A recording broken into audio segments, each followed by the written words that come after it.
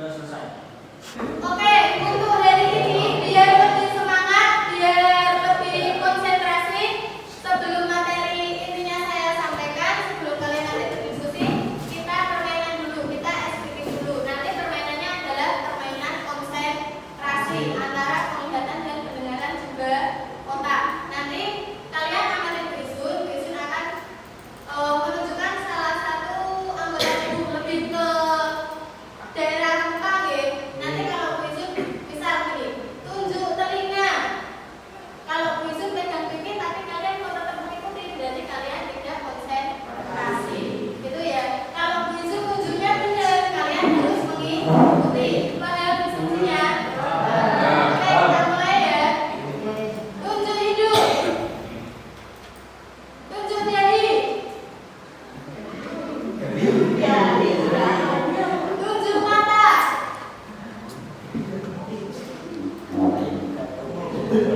Tunjuk telinga. Tunjuk hidung lagi. Tunjuk pipi. Oke, tepuk tangan buat Nah, untuk kegiatan hari ini, Bu Izun akan membahas apa sih? Bu Izun hari ini akan membahas gaya belajar. Nah, untuk tahu gaya belajar itu apa sih Bu? Ada berapa sih gaya belajar? Saya minta teman-teman buat menyimak video yang akan saya tayangkan ya. Nanti disimak, diamati terlebih dahulu. Silakan diperhatikan.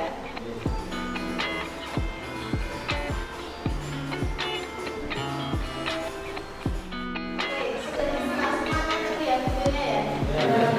Nah, sekarang kita akan bahas sekilas tentang gaya belajar.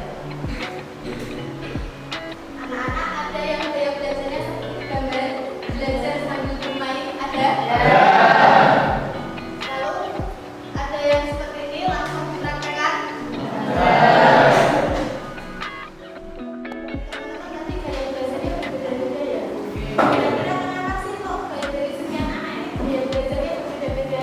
Ada yang tahu nggak? Ibu, ya.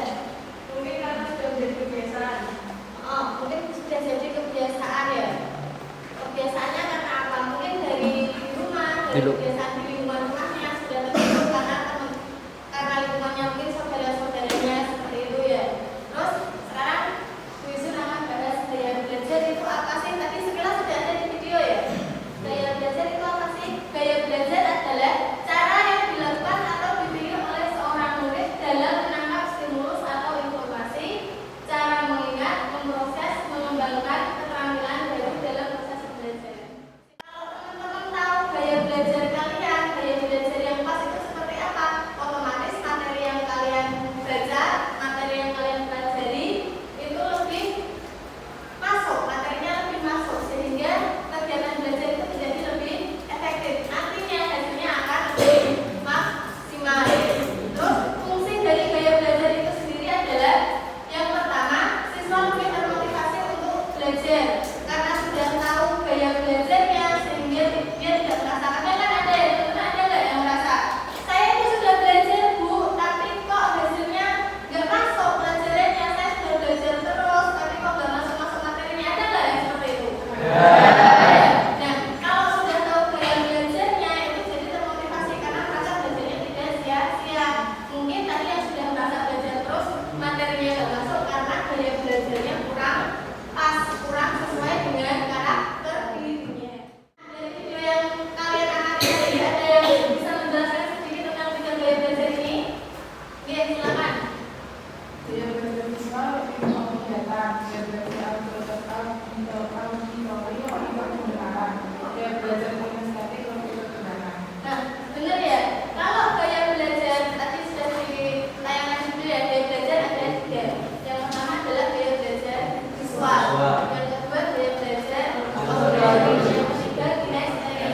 Nah, kalau gaya belajar visual itu lebih mengandalkan ke penglihatan. Kalau gaya belajar auditory lebih ke pendengaran. Contohnya belajar sambil mendengarkan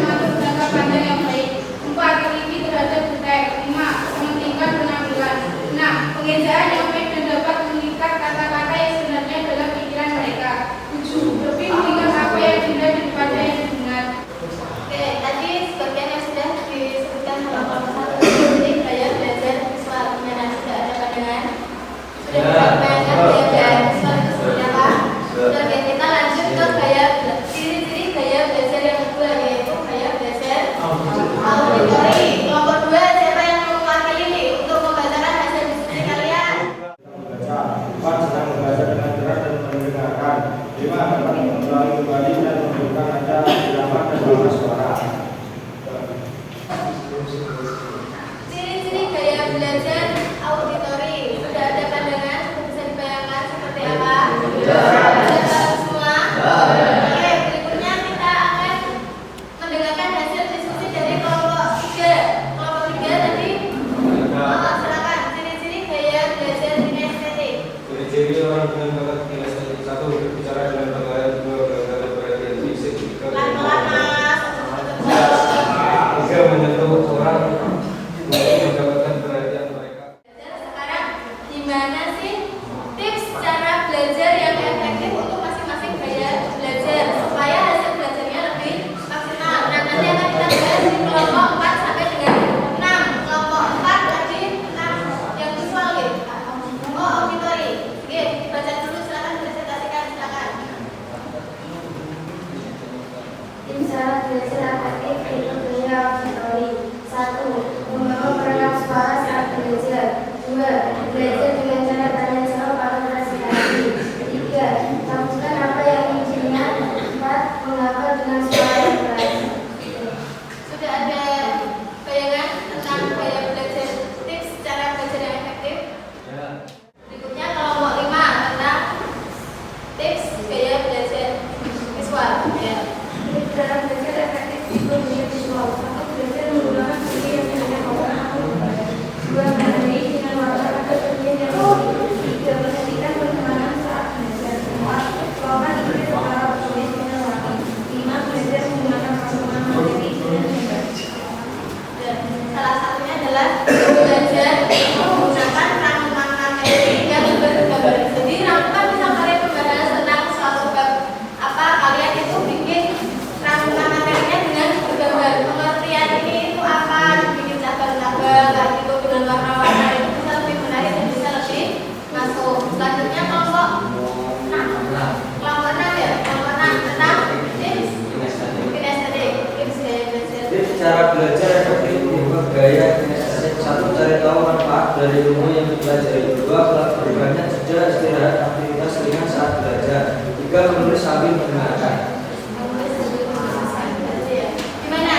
Dari ciri-ciri dan tips cara belajar yang efektif tadi ada yang mau ditanyakan nggak? Atau ada yang masih bingung?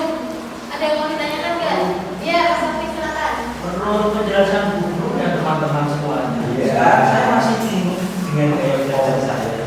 Bagaimana cara agar tahu belajar saya yang sesuai? Nah, ada yang masih bingung tuh. Saya itu kalau belum dipraktekkan, belum tahu tuh. Kadang saya contoh membaca saja sudah bisa. Kadang harus sambil mendengarkan. Saya masih bingung ya. Gaya belajar saya yang cocok itu yang mana? Gitu.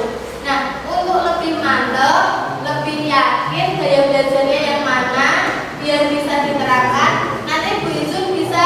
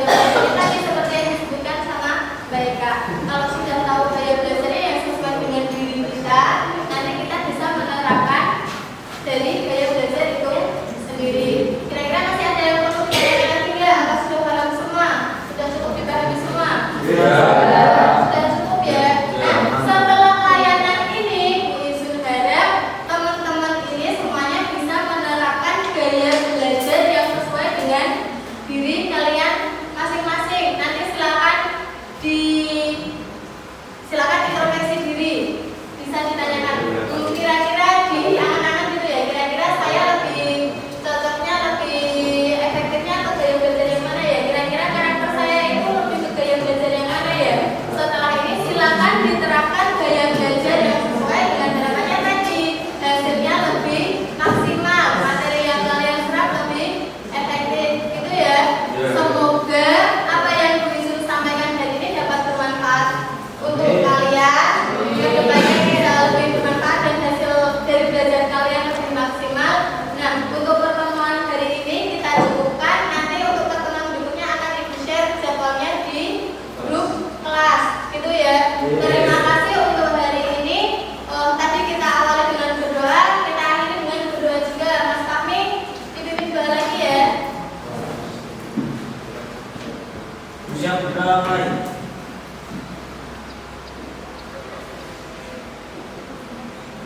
Sudah selesai. Oke, terima kasih untuk hari ini. Semoga